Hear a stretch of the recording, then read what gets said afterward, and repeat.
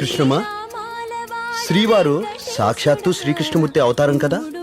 అవును కదా. ఆ కన్నయ్యకు వెన్నంటే ఇష్టం కదా. అవును కదా. ఆ రేపటి నుంచి ప్రతి సుప్రభాత సేవలో శ్రీవారికి వెన్నతో నవనీత హారతి సమర్పించాలనుకుంటున్నాను. కన్నయ్యకు వెన్నతో హారతి.